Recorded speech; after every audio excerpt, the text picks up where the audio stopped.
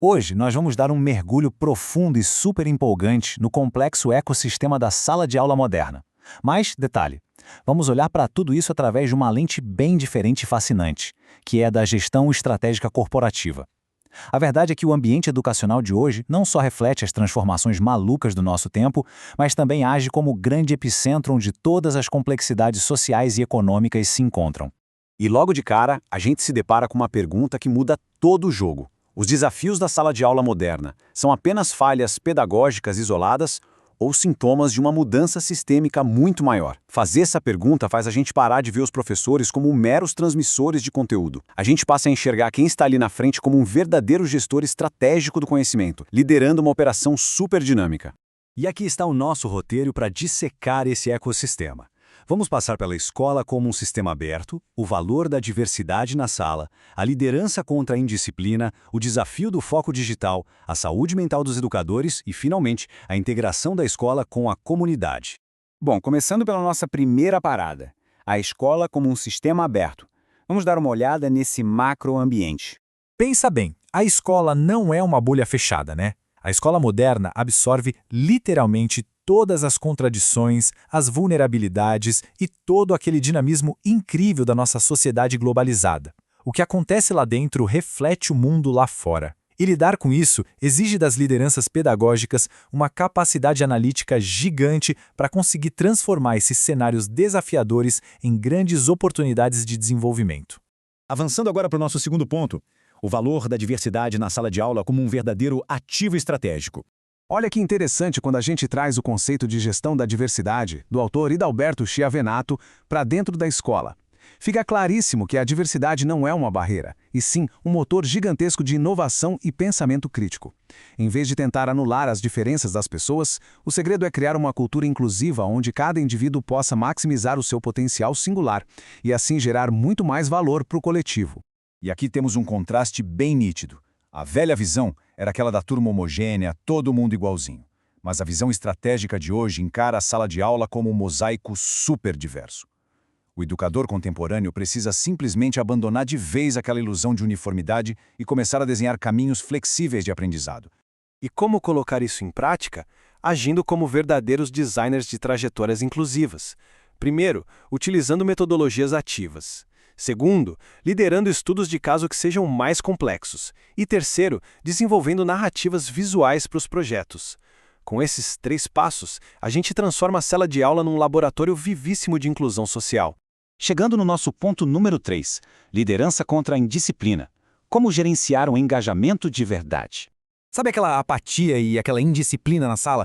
Pois é, ao invés de encarar isso como uma falha individual do aluno, precisamos entender que é uma falha no sistema de engajamento. A gente tem que pular fora daquela velha visão de autoridade punitiva e adotar a visão estratégica de uma liderança democrática, criando pactos totalmente transparentes com a turma. Voltando lá para as ideias corporativas, a regra é clara. Ambientes autocráticos, baseados só em ordem, geram apatia e hostilidade sem tirar nem pôr. Liderança de verdade a gente conquista com competência técnica e muita empatia. Substituir aquelas punições burocráticas por uma comunicação não violenta faz toda a diferença. E quando a gente transforma os erros em oportunidades de aprendizado e troca aquelas rotinas chatas por desafios reais de mercado, a energia muda completamente. Indo para a parte 4, o desafio do foco digital. Como a gente consegue navegar por essas redes sociais? A teoria da criação do conhecimento, do Ikujiro Nonaka e Hirotaka Takeuchi, levanta uma bola super importante. Eles mostram que o processo de converter aquele conhecimento subjetivo, que está só na nossa cabeça, em algo explícito e sólido, exige fundamentalmente debate cara a cara. Então, depender demais de interações superficiais no digital acaba limitando muito a nossa capacidade de construir um entendimento coletivo e complexo no mundo real. Diante disso, a velha visão tentava simplesmente proibir o celular. Mas vamos falar a verdade, isso é literalmente enxugar gelo hoje em dia. A visão estratégica não luta essa batalha perdida. Em vez disso, o gestor estratégico abraça a tecnologia e faz uma curadoria digital de altíssimo nível. A gente faz essa curadoria digital com metodologias bem específicas. O primeiro passo é introduzir o microlearning, com aprendizados curtos e diretos. O segundo é implementar desafios gamificados, que a turma adora. E o terceiro é facilitar que os próprios estudantes produzam conteúdos multimídia. Com isso, a gente canaliza toda essa fluência tecnológica deles para desenvolver uma baita capacidade de resolver problemas reais. Quinto ponto, e esse é essencial: a saúde mental dos educadores. Como proteger o nosso capital humano? Aqui a gente tem um quadro revelador. Existe uma teia de pressões sistêmicas cercando os professores o tempo todo, mas para cada pressão existe uma solução de gestão acionável. Excesso de demandas burocráticas, resolvemos com programas corporativos de inteligência emocional. Jornadas de trabalho exaustivas, entramos com gestão de tempo e liderança assertiva. E a fragilidade emocional constante dos alunos demanda um suporte psicopedagógico contínuo. E tem uma reflexão fantástica inspirada no Xavenato que bate fundo. Negligenciar a qualidade de vida no trabalho e o bem-estar psicológico da equipe acaba gerando um clima organizacional absurdamente tóxico. Não dá para esquecer nunca que o capital humano é o nosso ativo mais valioso e garantir um ambiente mentalmente sustentável é absolutamente inegociável para qualquer inovação acontecer. E para fechar o nosso círculo, vamos para o nosso último ponto, o número 6, integração da escola com a comunidade.